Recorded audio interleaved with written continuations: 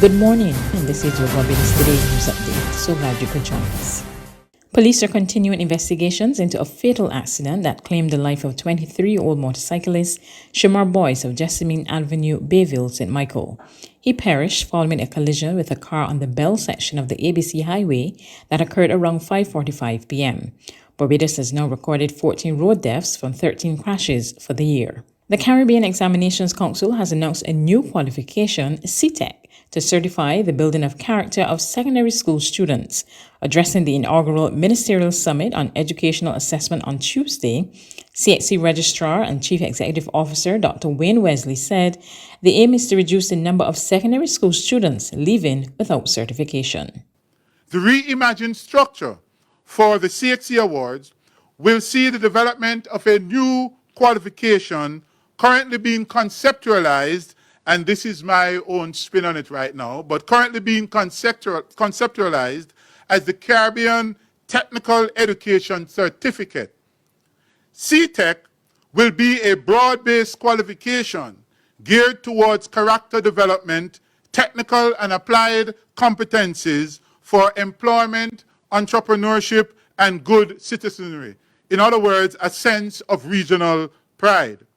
The CTEC would represent the minimum competencies for an individual to perform in society while providing opportunities for students to continue to pursue the CSEC and CAPE at an appropriate time of readiness.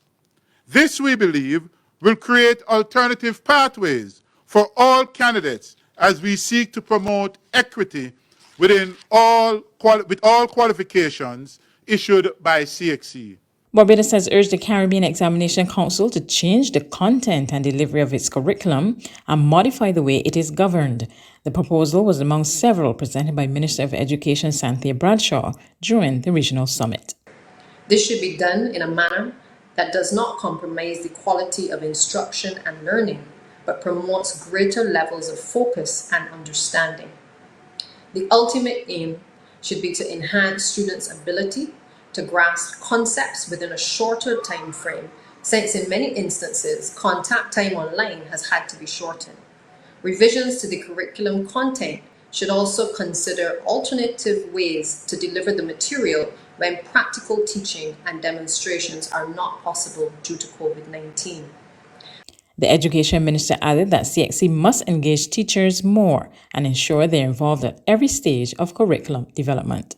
The situation that obtains presently with teachers not knowing the timing, content, and structure of exams is simply unacceptable. And teachers need to be aware of broad topics for examination, the number of school-based assessments required, and the format for exams in 2022. They need to be provided with opportune feedback from subject and moderation reports to inform teaching and the fulfillment of SBA requirements. And while 2022 examinations may seem far away, teachers need to be able to plan their instruction for delivery from the September of 2021-22 academic year. CXC can therefore assist teachers in being able to plan for and execute curriculum delivery effectively by communicating pertinent information in a timely manner. The National Housing Corporation will construct 40 low-income housing solutions on land acquired at Sargeant's Village, Christchurch, and Housing Minister Dr. William Duguid says he will ensure the development becomes a shining star for the state agency. His pledge came as he moved the passing of a resolution to approve the acquisition of 2 parcels of land, 7,021 square meters in total, at Sargeant's Village for the purpose of housing development. Not only am I I play an interesting part in the design of the roads, but also in the design of the houses. And the Prime Minister and myself sometimes have interesting discussions as to how houses were designed, because she too has an interest and a flair for design. And I look forward to the day when we can see houses on what was vacant land for so many years. Houses that people of this country will have an opportunity to own.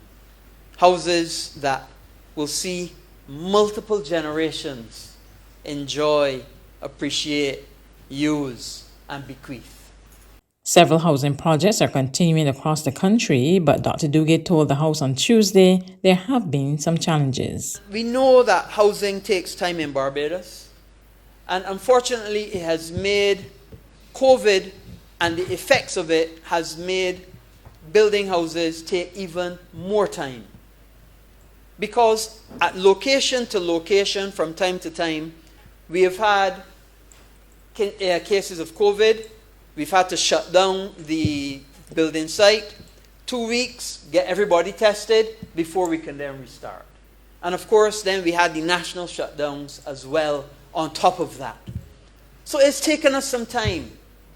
I'm not proud of it, and I push the contractors, or I push the National Housing Corporation, or the Urban Development Commission, or the rural, whoever I'm working with, to be able to get these houses finished as quickly as possible. Because time is money. And the longer you spend building a house, the more you have to pay in labor. The material prices have changed, yes, as well, and they have gone up, but the costing of labor, if that gets away, then you have a problem with housing. There's regional and international news after this short break. Hi, my name is Christian Paul. I'm the country manager of BCIC here in Barbados. When the COVID vaccine first came out, I thought it was an interesting and a potentially successful way for us to navigate our way out of the pandemic and a return to some state of normalcy. I took the vaccine because I have a young family. I want to make sure that they are safe and protected. I have friends, extended family, and obviously I work here with colleagues, so I thought it was a good way to help protect them and to keep them safe, as well as myself. I would encourage others to take the vaccine because I know that you can still transmit the disease even if you're vaccinated, but the chances of being severely ill or worse, dying, are significantly reduced. Let's roll up our sleeves and get back to living.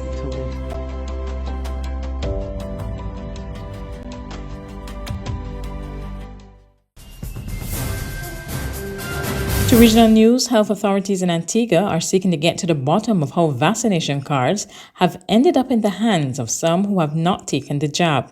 More in this report from ABS Television. The Health Ministry has launched an investigation into the circumstances that led to at least 40 people acquiring fake COVID-19 vaccination cards. Fortunately, it does not appear to be widespread.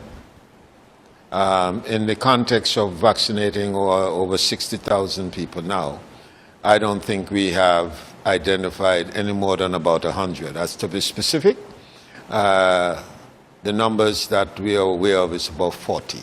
Sir Malwin is confident the Health Ministry's database will allow investigators to quickly identify the fraudulent vaccination cards. The incident, he explains, has been linked to one individual. The Permanent Secretary will take the appropriate action. And obviously, one of the things that will happen is that the person will have to be taken out of the service for a while. Could law enforcement become involved in the matter? This was the Health Minister's response. We won't get in the way of police work. We have to report it. The investigation is being done by the Ministry of Health, and the information will be passed on to the law enforcement. On the international scene, investigations are underway in Bulgaria into the worst bus crash in the country's history. At least 45 people were killed after an inferno consumed the vehicle. Only 7 people survived the crash. Al Jazeera Television is tracking the story. The charred wreckage of the bus makes clear how intense the fire must have been. The vehicle crashed and burned on a Bulgarian highway in the middle of the night. It was taking mostly North Macedonian tourists back home after a weekend trip to Istanbul. But it's not yet known why so few people made it off alive, or what caused this disaster in the first place. This damage suggests the bus hit a barrier before carrying on to crash into the central reservation. Bulgaria's Interior Minister said he was deeply shocked by what he'd seen. Not everyone can stand such a picture. The picture is terrifying. The details of this tragedy will be investigated. North Macedonia's Foreign Minister visited survivors in hospital in Bulgaria's capital, Sofia. I'm here in the hospital to get more information. What we know is that a horrible tragedy has happened here in Bulgaria. with the bus that carried North Macedonian nationals who were travelling from Istanbul to Skopje. There were over 53 passengers in the bus. Dozens of them are children. Over 40 were killed. Some of the wounded were transferred here. But let me first see the situation, and I'll be back later with more. Police in North Macedonia have begun an investigation into Bezatrans, the bus and travel company. That's news, but for the very latest, visit our website at www.barbadostoday.bb. You can also subscribe to our e-paper, email updates, or like us on Facebook, and sign up for our breaking news alerts via WhatsApp.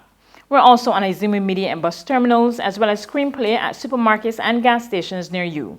You can also hear us on Mix 96.9 FM and Capital Media HD 99.3 FM.